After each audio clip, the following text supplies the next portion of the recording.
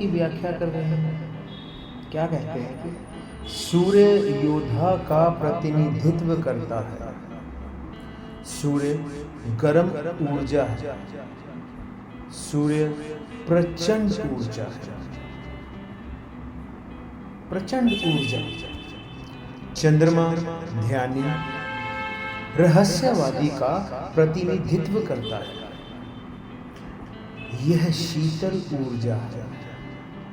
यह एक ही ऊर्जा है, याद रखें, यह एक ही ऊर्जा है, यह कोई अलग ऊर्जा नहीं है। लेकिन चंद्रमा से गुजरते हुए सूर्य की किरणें ठंडी हो जाती हैं। यह चंद्रमा का चमत्कार है। चंद्रमा का सच में ये चमत्कार ही है कि चंद्रमा के माध्यम से होने वाला रासायनिक परिवर्तन।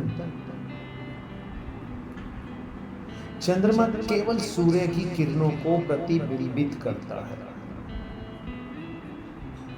यह एक दर्पण है, लेकिन चंद्रमा के पास से गुजरते ही एक आमूल चूल परिवर्तन घटित होता है। किरणें जो गर्म है, उग्र है, मौन हो जाती है, ठंडी हो जाती है, मानो शांत हो जाती है। सूर्य योद्धा, सैनिक का प्रतिनिधित्व करता है। चंद्रमा सन्यासी, ध्यानी, रहस्यवादी का प्रतिनिधित्व करता है। और जब रात में चंद्रमा होता है तो ध्यान करना बहुत आसान होता है। ध्यान के लिए पूर्णिमा की रात्रि सर्वोत्तम है।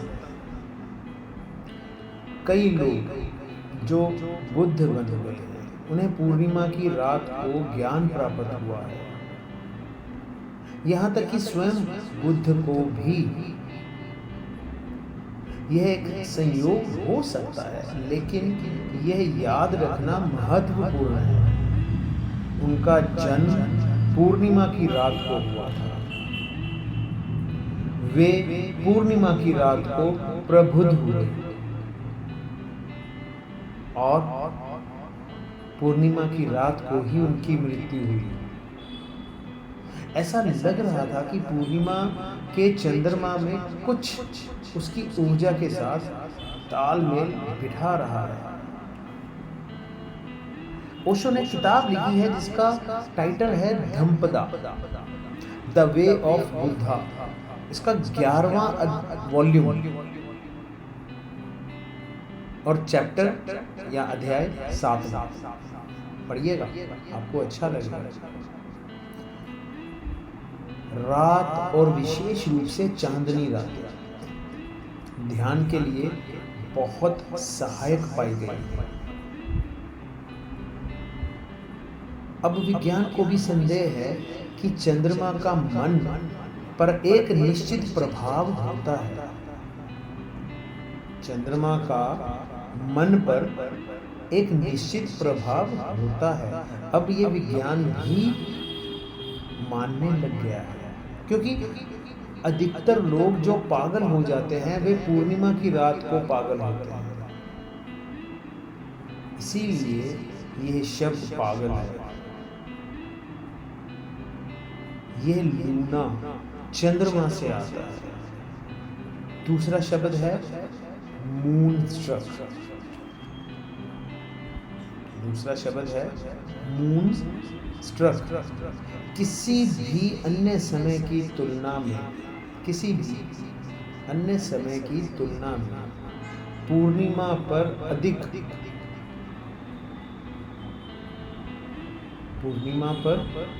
अधिक लोग प्रबुद्ध हुए। लगभग अच्छा, इसमें भी विज्ञान के अपने कारण हैं। चंद्रमा वास्तव में पृथ्वी का एक हिस्सा है। लगभग कितना 4 अरब वर्ष पहले पृथ्वी का एक बड़ा हिस्सा पृथ्वी से अलग हो गया। लगभग कितना टाइम? 4 अरब वर्ष पहले। 4 अरब वर्ष पहले पृथ्वी का एक हिस्सा पृथ्वी से अलग हो गया।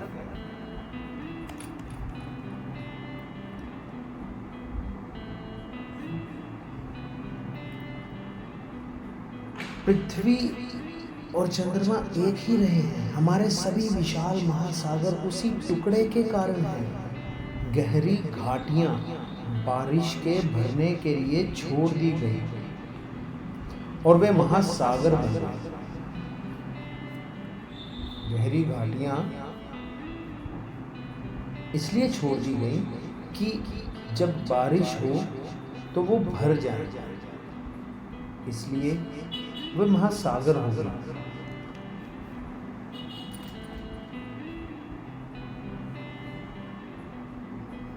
चंद्रमा का गुरुत्वाकर्षण पृथ्वी का छठा हिस्सा है, क्योंकि इसका आकार पृथ्वी का छठा हिस्सा है।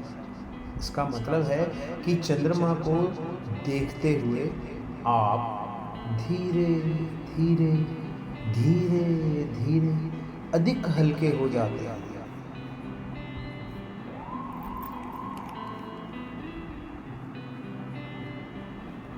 आपके अस्तित्व पर गुरुत्वाकर्षण जो है, गुरुत्वाकर्षण वो कम हो जाता है।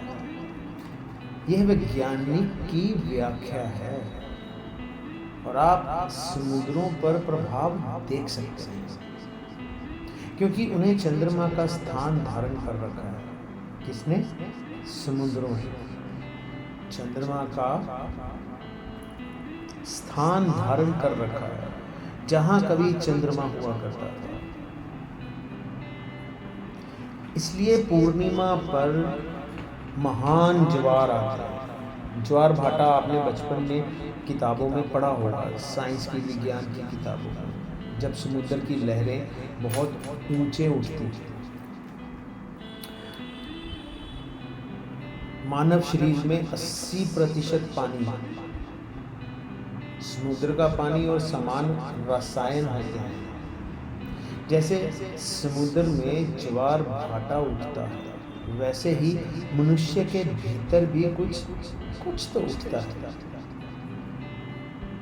यदि वह सही रास्ते पर है तो शायद वह प्रबुद्ध हो सकता है। एक किताब है जिसका मैंने पहले भी जिक्र किया है, उसका नाम है, शीर्षक है Dogen, the Zen master, a search and a fulfilment. उसका दूसरा अध्याय पढ़ने योग्य है। क्या खूब लॉजिक दिया गया है उसमें ओशो के द्वारा कि कैसे पूर्णिमा को बहुत सारे रहस्यवादी प्रबुद्ध हो जाते हैं और बुद्ध कैसे प्रबुद्ध हुए और पूर्णिमा पर ही क्यों हुए। चंद्रमा और सूर्य आंतरिक कीमिया के प्रतीक हैं। चंद्रमा का अर्थ है आपके अंदर की स्त्रीत्व और सूर्य का अर्थ है आपके अंदर का पुरुषत्व। चंद्रमा अंतर्ज्ञान है, सूर्य कारण है। चंद्रमा यिन है, सूर्य यांग है। यह यिन और यांग के लिए भारतीय शब्दावली है। चंद्रमा शांति है, मौन है। सूर्य ऊर्जा है, जीवन, शक्ति है। चंद्रमा मृत्यु है, निद्रा है, स्वप्न है, कल्पना है, इमेजिनेशन है, अनकॉन्शियसनेस है। और सूर्य जागृत है, जीवन है, तर्क है। एक किताब है जिसका मैं जिक्र यहाँ करने वाला हूँ, उसका नाम है एक्सटेसी, द फॉरगॉटन लैंग्वेज। उसका तीसरा अध्याय जो है वो सब इन्हीं चीज़ों से भरा हुआ है। कि सूरज क्या है, चंद्रमा क्या है। चंद्रमा, चंद्रमा स्वप्न देखने, मति भ्रम,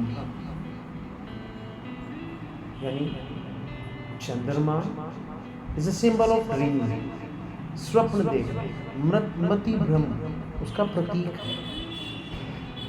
इसलिए पागल लोगों को पागल कहा जाता है। वे चंद्रमा में रहते हैं, वे चंद्रमा के माध्यम से रहते हैं। चंद्रमा आपके सपने देखने की क्षमता है। चंद्रमा आप में कल्पनाएं पैदा करता है। ये अवास्तविक काल्पनिक है, अवास्तविक काल्पनिक है। It is unreal imaginary. एक किताब है जिसका शीर्षक है take it easy, volume 2, chapter अध्याय 12, ओशो ने लिखी है। पढ़िए, चंद्रमा है क्या। चांद सुंदर है क्यों?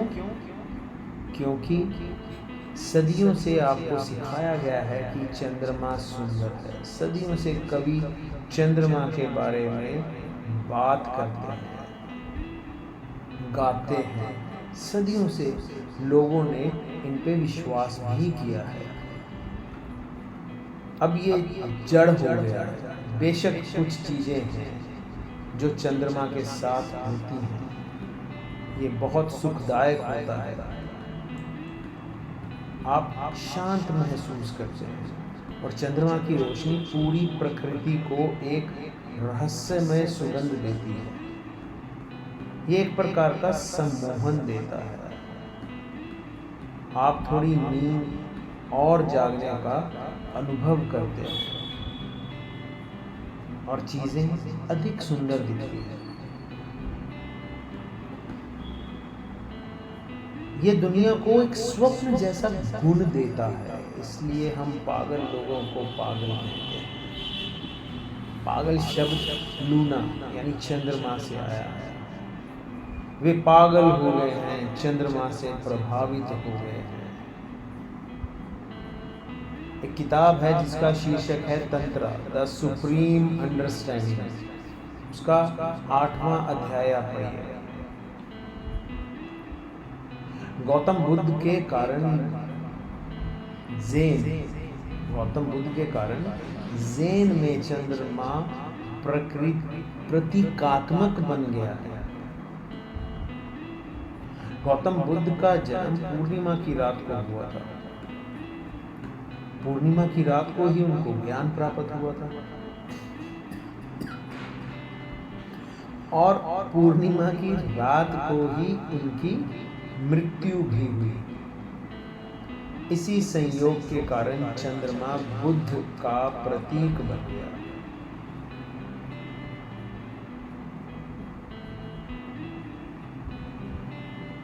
तुम जहां भी हो, जो भी हो, तुम चंद्रमा हो, बुद्ध हो। बड़ी अच्छी एक किताब है जिसका शीर्षक है द बुद्ध, टर्निंग इन। शीर्षक है टर्निंग इन। उसका दूसरा अध्याय पढ़िए। दूसरा अध्याय, उसमें लिखा है कि चंद्रमा काल्पनिक है या बुद्ध चंद्रमा कोई दिन पैदा हुए तभी इनको ज्ञान हुआ, प्रबुद्ध हुए और पूर्णिमा के दिन ही उनकी मृत्यु हुई। पढ़ने ही पढ़ेगा। जब से मानवता अस्तित्व में आई है तब से हर बच्चा चांद पर पहुंचने की चाहत रखता है। हर बच्चे ने ये प्रयास किया, लेकिन अंतर को गहराई से समझना होगा। एक बच्चे का प्रयास सुंदर है, चांद बहुत सुंदर है। ये उसे छूने का, उस तक पहुंचने का एक काव्यात्मक प्रयास है, कोई अहंकार नहीं। एक साधारण आकर्षण है, एक प्रेम प्रसंग है। हर बच्चा उस प्रेम प्रसंग में पड़ जाता है।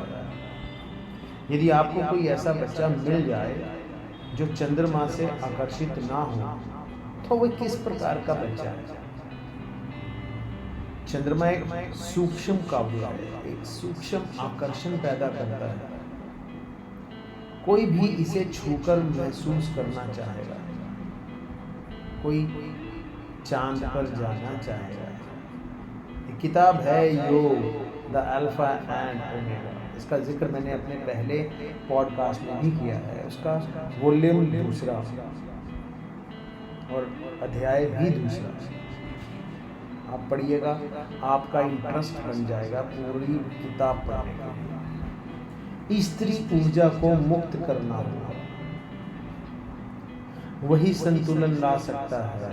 चंद्रमा की बहुत अधिक उपेक्षा की गई है, चंद्रमा की बहुत अधिक उपेक्षा की गई है। सूर्य बहुत अधिक प्रमुख हो गया है। चांद को फिर से जीवित करना होगा, और चंद्रमा के साथ केवल स्त्री ही नहीं, चंद्रमा के साथ सारी कविता भी है, और सारा सौंदर्य शास्त्र, सारा प्रेम, और वे सब जो हृदय से संबंधित है चंद्रमा से आता है। जो कुछ भी सहज ज्ञान युक्त है वे चंद्रमा पर आधारित है। यह याद रखना। और प्रत्येक प्राणी में पुरुष या महिला दोनों ऊर्जाएं मौजूद हैं, सूर्य और चंद्रमा। जोर चंद्रमा की ओर रखना होगा। हम सूर्य की ओर बहुत अधिक झुक गए हैं, ये हमें नष्ट कर रहा है। बस संतुलन बनाए रखने के लिए हमें विपरीत दिशा की ओर झुकना होगा, और धीरे धीरे बिल्कुल मध्य में होना होगा। एक हाथ में चंद्रमा, दूसरे में सूर्य, लेकिन दोनों बराबर हैं। मैं पुरुष और महिला को समान घोषित करता हूँ। ओशो ने कहा है ये कि मैं पुरुष और महिला को समान घोषित करता हूँ, किसी राजनीतिक कारण से नहीं। मैं उन्हें कुछ अस्तित्वगत कारण से समान घोषित करता हूँ। उन्हें समान होना होगा, अन्यथा जीवन नष्ट हो जाएगा। ओशो ने अपनी स्पीच में भी कहा है, और अगर आप ये पढ़ना चाहते हैं तो ओशो ने किताब लिखी है the mad man's guide to enlightenment. The mad man's guide to enlightenment, इसका 27वां अध्याय आप पढ़िएगा। बस एक काम करो, अगली बार जब पूर्णिमा आए तो इसे 3 दिन पहले शुरू करो। बाहर खुले आसमान में जाओ, चांद को देखो और झूमने लगो। बस ऐसा महसूस करें जैसे आपने सब कुछ चंद्रमा पर छोड़ दिया है। बहुत प्रैक्टिकल बात है, आप ये करके देखिएगा, आप वशीभूत हो जाएंगे। चंद्रमा को देखें, आराम करें और उससे कहें कि आप उपलब्ध हैं, और चंद्रमा से कहें कि वह जो चाहे करे, फिर जो भी हो होने दो। यदि आपको झूमने या नाचने या गाने का मन हो तो ऐसा करें, लेकिन पूरी बात ऐसी होनी चाहिए जैसे कि आप अविष्ट हैं, आप करता नहीं है, ये बस हो रहा है, आप खुद नहीं कर रहे हो। आप बस एक उपकरण है, एक ऑब्जेक्ट है जिस पर बजाया जा रहा है। पूर्णिमा से पहले 3 दिन तक ऐसा करें, और जैसे जैसे चंद्रमा पूर्ण होता जाएगा, आप अधिक से अधिक ऊर्जा महसूस करना शुरू कर देंगे। आप अधिक से अधिक अविष्ट महसूस करेंगे। पूर्णिमा की रात तक तुम पूरी तरह पागल हो जाओगे। केवल 1 घंटे के नृत्य और पागलपन के साथ आप इतना आराम महसूस करेंगे जितना आपने पहले कभी नहीं किया होगा।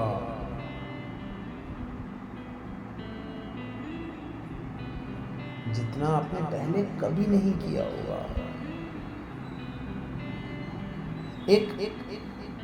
किताब है ओशो की nothing to lose but your head, उसका 7वां अध्याय आप कभी पढ़िएगा। ओशो ने कहा था कि मैंने कहा है कि हम चांद और सितारों से प्रभावित होते हैं, मैं ये भी कहना चाहता हूं कि चंद्रमा और तारे हम पर प्रभावित होते हैं, क्योंकि प्रभाव दोनों दिशाओं से आता है। जब भी बुद्ध जैसा कोई व्यक्ति पृथ्वी पर पैदा होता है तो चंद्रमा को ये एहसास नहीं हो सकता कि उसके कारण उसकी सतह पर तूफान नहीं उठ रहे हैं। बुद्ध के कारण तूफान शांत हो रहे हैं। चंद्रमा प्रभावित होता है और सूर्य भी गतिमान होता है। जब सूर्य पर धब्बे पड़ जाते हैं और तूफान उठता है तो सारी पृथ्वी पर रोग फैलता है और वो फैल जाता है। जब बुद्ध जैसा कोई व्यक्ति पृथ्वी पर जन्म लेता है और शांति की धारा बहती है और चेतना का स्तंभ मजबूत होता है और ध्यान की गहरी सुंदरता पृथ्वी पर फैलती है, तब भी पूरे सूर्य में एक तूफान फैल जाता है, शांति का तूफान, आनंद और चेतना, क्योंकि सभी एक साथ जुड़े हुए हैं। एक किताब का नाम यहाँ ले रहा हूँ, हिडन मिस्ट्रीज, उसका 5वां अध्याय आप पढ़िएगा, आपको बहुत आनंद मिलेगा, आप बड़ा आनंदित हो जाएंगे, आपको बहुत कुछ सीखने को मिलेगा। जैसा मैंने स्टार्टिंग में बोला है इसके कि सराहा, कौन है सराहा? अब आप समझेंगे कि मैं क्या कहना चाह रहा था कि सराहा कोई व्यक्ति विशेष नहीं है, ये सराहा गया है, चंद्रमा को सराहा गया है। अगर मैं स्टार्टिंग में ये बोल दूं तो बहुत सारा एक परसेंटेज ऑफ लिसनर्स वो स्टार्टिंग में सुन के छोड़ देंगे, लेकिन आप अंत तक इसको सुनिए तो आपको समझ में आएगा कि ये सराहा क्या है। क्योंकि ओशो ने बोला था the sun represents the warrior, the sun is hot energy, the sun is violent energy, the moon represents the meditator, the mystic, it is cool energy, it is the same energy, remember, it is the same energy, it is not a different energy, but passing through the moon, the sun rays become cool. That is the miracle of moon, the alchemical change that happens through the moon. इसीलिए चंद्रमा को सराहा गया है और कहीं ना कहीं ये कोरिलेट करता है, क्योंकि ओशो का असली नाम चंद्रमोहन जैन भी है। आप ये जो मैंने बुक्स किताबों का जिक्र किया है एक दफ़ा पढ़िएगा। पर्टिकुलर चैप्टर्स पढ़ने की बजाय अगर आप पूरी की पूरी किताब पढ़ेंगे तो शायद आप भी प्रबुद्ध हो जाएंगे, आप भी ध्यान मग्न हो जाएंगे, आप भी आनंद में नाचने लगेंगे, झूमने लगेंगे। और एक बार करके देखिएगा, पूर्णिमा से 3 दिन पहले आप ये चीज़ें करनी शुरू करिएगा। आप पूर्णिमा की रात को जब इसको दोहराएंगे तो आप क्या पता प्रबुद्ध हो जाएंगे, नहीं तो आपको एक एक्सपीरियंस तो मिलेगा, आपको कुछ ज्ञान तो मिलेगा, कुछ दिखेगा, और आप कितना हल्का फील करेंगे ये आप मुझे बाद में कमेंट करके बताएंगे कि आप क्या फील कर चुके, क्या देख लिया आपने। ऐसा बहुत आनंद रहेगा। अगले पॉडकास्ट में बात करेंगे कि किसको और सराहा गया है। Don't forget to like, subscribe and share this channel, क्योंकि ये बच्चे सच में बहुत मेहनत कर रहे हैं। मैं इस काबिल नहीं हूँ, लेकिन फिर भी ये मुझे बिठा देते हैं कि ये पॉडकास्ट करें या एक ये स्पीच दे दीजिए, और मुझसे कहीं गलती हो तो क्षमा कीजिएगा। अगले पॉडकास्ट में मिलते हैं, तब तक साथ बनाए रखिएगा। जय हो।